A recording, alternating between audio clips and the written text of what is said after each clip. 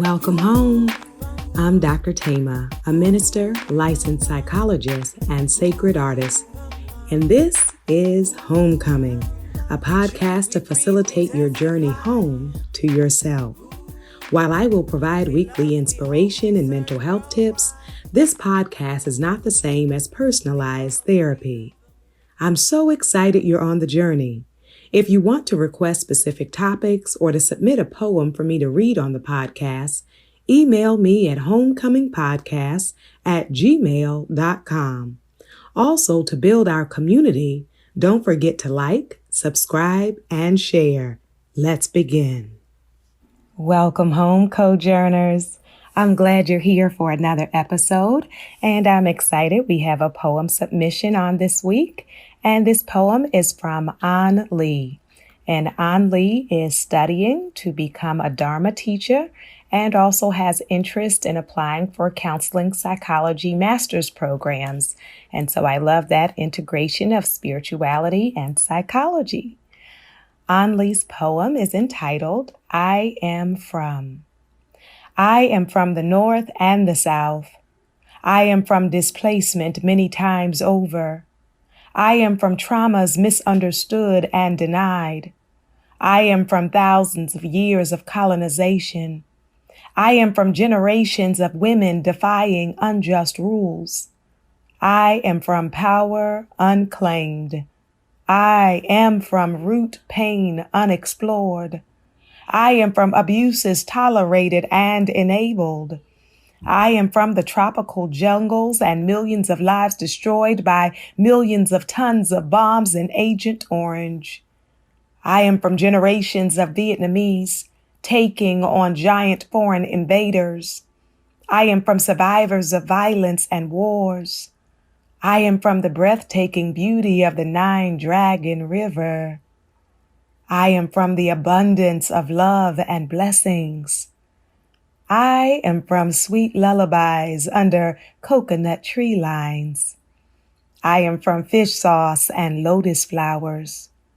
I am from a sea of suffering, injustice, and empowerment, resilience, and strengths. And I am going to seize my power, claim my truth, love my circle, leave the toxins, and shine so bright. The truth is, I can't control where I am from, but the higher truth is I am in charge of my healing and flourishing now. I will own them all, but not be owned. I have become part of my own root system, deep, complex, and indestructible. I have arrived. I am home. Yes, An Lee. Oh my goodness. I love your piece and what you shared in your email about the homecoming journey and how important and valuable this process is. And so as we think about coming home to ourselves, today I want to talk about living with mental illness, coping with mental illness. And this is so important because I know many of our listeners live with a range of mental health conditions, including major depression, generalized anxiety, bipolar disorder, schizophrenia, addiction, eating disorders, post-traumatic stress disorder, panic, and the list goes on. And so as we consider the various forms of mental illness and the ways in which our lives can dramatically shift, even before the official diagnosis, but also once you have a deeper understanding of your mental health condition, there are a lot of shifts that take place. And a part of that can be a denial, a frustration, a confusion, a fear of what will life look like given this reality. And so it is important for us to give ourselves permission to process and fully understand and grasp our whole selves, and our whole self includes our physical and mental health conditions and illnesses. And so the first step, I would say, as we think about coping and living with mental illness, would be acceptance. Am I in a place now where I can tell myself the truth? Right? This is what we have said homecoming is all about, truth telling and then living from that place of truth. And so we have talked in prior episodes about how sometimes we're resistant to feedback, that it can be hard to hear, hard to accept, hard to believe. And so I wonder, as you reflect now on your journey, where are you with accepting either your diagnosis or your mental health challenges or conditions? Are you in a place where you can openly, first of all, say it to yourself, and then two, being able to shatter shame in silence, to share it with selected others? And so this issue of radical acceptance is very important. And why do I say the word radical acceptance? It is even more challenging to accept a truth when you recognize the cost of that truth, right? So we know the realities of ableism, right? We know discrimination and stigma exists, and that many people who live with mental illness are confronted with biases, discrimination, stereotypes from health professionals, from family, from friends, from strangers. And so what a task it is to come to a place of self-acceptance, even as I may be experiencing levels of rejection from those around me, and then from larger social structures and systems that are usually designed, created, and maintained without me in mind, right? And so that radical acceptance, it is a deep, ongoing process to be able to embrace and affirm ourselves, even as we are bombarded with messages that try to discount, diminish our presence, our possibility, our worthiness. And so I invite you to reflect in this moment and during this upcoming week about where you are in your acceptance process. And if you feel like you have fully accepted, to reflect on what helped you to get there. What was the journey like to move into a place of awareness? And I know for some people, when they are given a particular diagnosis, if that is the way your mental health journey is showing up, it is not for everyone, but if that is the way yours is showing up, that it can be a mixture of feelings, right? Sometimes people feel relief because now there is like an understanding of what this is, or why life has been like this for me, or why I process things differently, why I feel things differently, why I relate to people differently. So we can start to have that understanding. So for some people, it's a relief. For some people, as I named, it can be a source of grief, a source of mourning, time lost, of opportunities or relationships that you missed out on because you didn't know or didn't have the supports or stability at the time. And so also for some realities, we recognize there can be an ongoing journey, right? So it's one thing if I am coping with something that's temporary, right? So there is a disorder called adjustment disorder, right? So if I'm adjusting to something and I feel stuck or overwhelmed, but I can think with time and with supports, I can process through that and make that adjustment. And then there are others when we talk about serious mental illness, ongoing mental illness, who have to come to terms with this is not just a bad week. It's not just a bad month. It's not just a rough year, but this is, an ongoing part of my life coming to terms with my mental health and mental illness. And so along with radical acceptance of ourselves, it's also important to build community with people who are accepting of you. And accepting of you includes acceptance of your mental illness, right? So not in denial about it, not trying to shame or blame, but fully joining you in this life journey and in this process. So they show up for you in very real ways. And that can include family and friends. It can also include those that you meet within community, places like NAMI, the National Alliance on Mental Illness, where you can find peer support, and also through support groups in other spaces, to be able to recognize when someone fully sees you. When you are seen and known and heard and appreciated and accepted, recognizing the fullness of who you are, that my mental illness is a part of my identity. It's not the only part of me, but it is a part. And so to have relationship with people who can embrace and appreciate the challenges and the ways in which you navigate life as a result of your symptoms, as a result of the ways in which your mind and body and nervous system operate.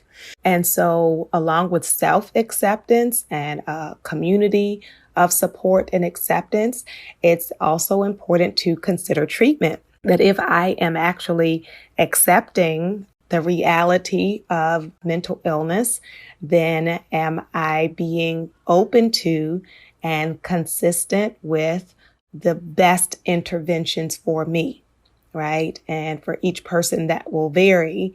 For many of you, that will include both psychotherapy and medication. So am I open to that? For some of you, it may be psychotherapy and you're not on medication. For some of you, you also take psychoeducation kind of, or group classes or group format. And so looking at what does your healing buffet look like? You know, what are the interventions that align with you, that nourish you, that you can be consistent with, right? So connecting in that way is so important. It also is going to be important to release comparison, because often we compare ourselves to people who have not lived our lives, who do not have your condition or illness or diagnoses.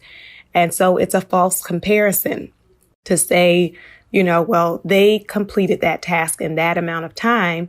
Well, they also don't have ADHD, or they also don't have PTSD, or they're also not dealing with panic attacks. So I invite you to consider the ways in which perhaps you have set yourself up for frustration and insecurity by making false comparisons of where somebody else is by this age or this point in their developmental process. But we know we don't all arrive the same, and we don't all have access to the same supports and resources. And so to give ourselves grace and appreciation. And I would even say to think about a framework of disability affirmation, right? So in other words, recognizing there are some things that I do differently, and is there any gift that comes with my condition? Is there any capacity that I have, any ways of approaching life that I appreciate? Now, this isn't a requirement, right? So I'm not doing the toxic positivity where you have to find the bright side, but I want to acknowledge that there are those who live with mental illness who have really come to a place of affirmation, validation, of seeing that I may think about things differently, or I may operate at a different pace, but there's also a gift in the pace that I have for my life, that there is a gift that I bring and the perspective that I have that not everyone has, right? So if it aligns for you to think about the affirmation or to think about the strengths that you possess, then I invite you to do that. If that feels like a disconnect for you, then I invite you to release, right? All of these are possible coping approaches and living approaches, but you will be the expert on you, right? You get to decide what aligns and what does not align. It also is going to be important that we engage in self-care, right? So we may have the support of a mental health professional. We may hopefully have some people or a person who is a part of our support system or support network. It is also going to be important for you to think about what are the ways that you are caring for yourself, right? And that can be around basics like sleep and nutrition and exercise. And those can seem like very foundational, and they are foundational, that they help us to be able to face the day. It gives us energy and perspective and a resource that it's a well, right? When I give myself rest and good nutrition, I am pouring into the well.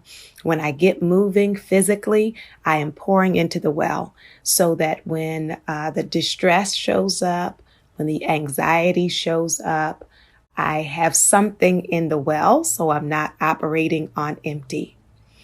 It is also can be helpful for many to develop a process of breath work. Some people refer to that as meditation, but being able to have some self-regulation, that when I'm starting to feel overwhelmed, what are the strategies that work for me that reconnect me to home, as our poet was talking about today.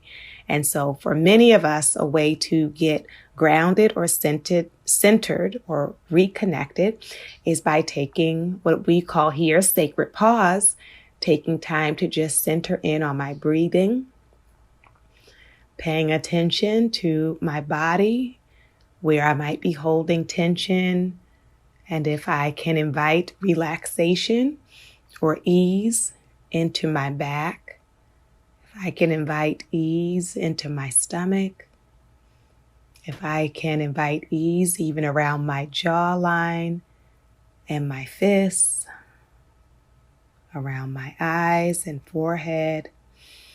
And so the muscle relaxation and breath can be an important skill as we are looking at ways we can come home to ourselves.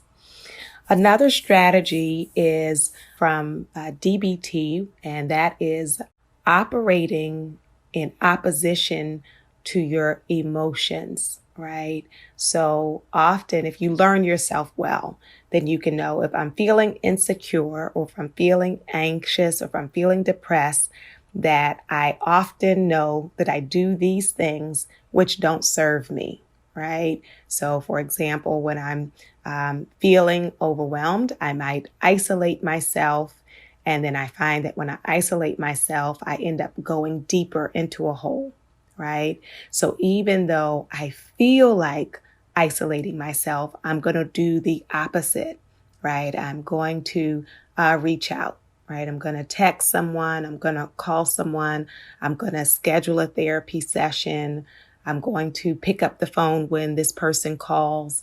And so this requires a self-awareness, right? What are the things that when I'm struggling that I do out of my emotions that may sabotage my process and my wholeness? And so what would be an opposite action that I could do instead, right? If we have struggles around substances or emotional eating, that even though my emotions are telling me to go out and, spend all this money on gambling, which gets me in trouble, or retail therapy, I do all this shopping and then I end up in trouble financially. And so even though emotionally that's what I'm feeling pulled to do, what would be an opposite activity for me to do, right? instead of that outlet that's really going to take me into a deeper hole, right? It is also really helpful to consider the necessity of self-awareness, right? You want to start to learn what are your triggers. You want to learn if there are certain times of day or certain parts of the year or certain parts of the week that are really challenging for you. If you know that you're going to have to see certain people or engage in certain activities, that those are stressful for you. And so then I can prepare and I'm not always taken by surprise, right? So I invite you in this moment to reflect on not only what are your supports or who are the nourishing people that you know, but what are your triggers. Some people call those my awakenings. So what are the things that intensify your distress, whether those are activities or people or seasons? So that emotional awareness. And then even when I am taken by surprise, do I know myself well enough that I can feel the distress building before it gets to a place that's explosive, right? So I can start to know, oh, and I can feel, my stomach is starting to feel queasy, or I notice I just started sweating, or I notice my heart just started racing. So I can pay attention to that and then engage in the nourishing activities that can help to ground me, right? So that self-awareness is going to be so important as you're thinking about the journey back home to yourself. And as we continue to think about that, it's going to be really helpful for us to learn about advocacy, both advocating for ourselves and then who are the people and the organizations that will advocate for me, right? Because as I mentioned, ableism is real. Discrimination and stereotypes and biases and all of these. And so to be able to recognize it when it shows up, whether that's in social media, whether that's on a job interview, or whether that's in your family, wherever it can manifest, right? And so to practice, this can often help with role playing, what do I want to say in these circumstances? What feels right for me, comfortable for me, when I don't want to feel silenced or powerless or hopeless, right? And so this is an important part of that liberation psychology, right? That it is not just about what you need to do to nourish yourself, but also for you to be empowered in the face of discrimination.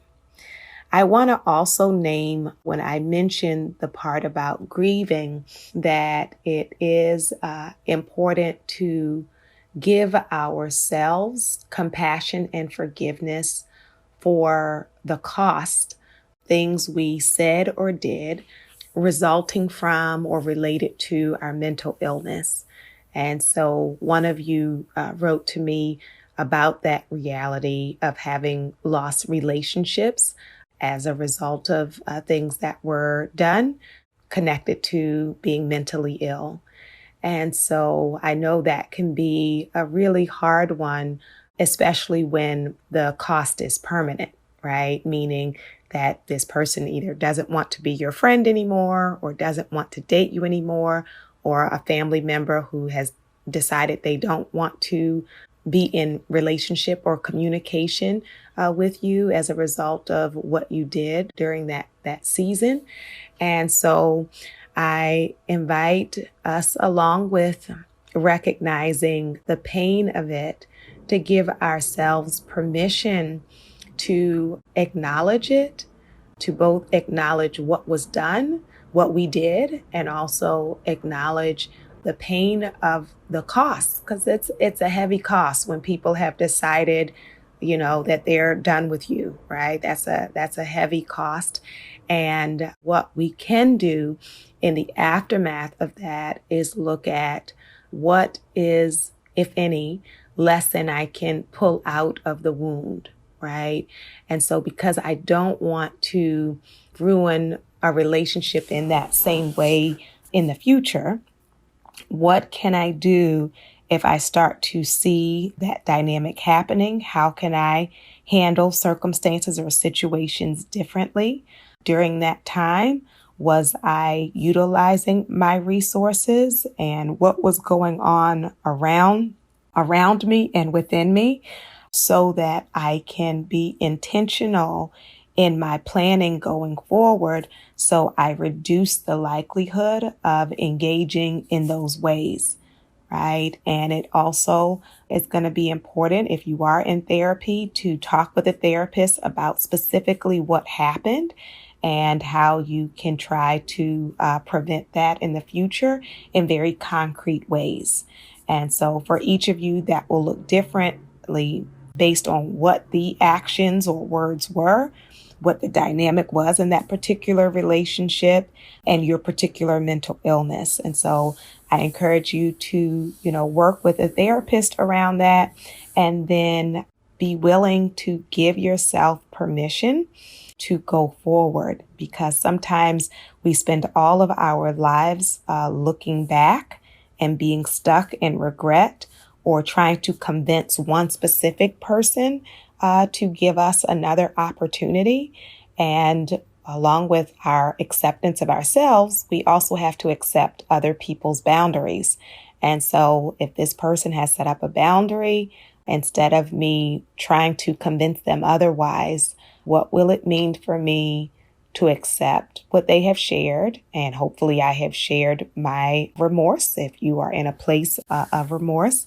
And then doing my internal healing work and knowing I can open myself up to friendship or relationships going forward with my expanded wisdom and knowledge of myself, my mental illness, and of relationships or friendships. So I appreciate your presence here as we all make our journey home to ourselves. And I want you to know that each of us is worthy of homecoming. I invite your soul to tell your heart, mind, body, and spirit, welcome home.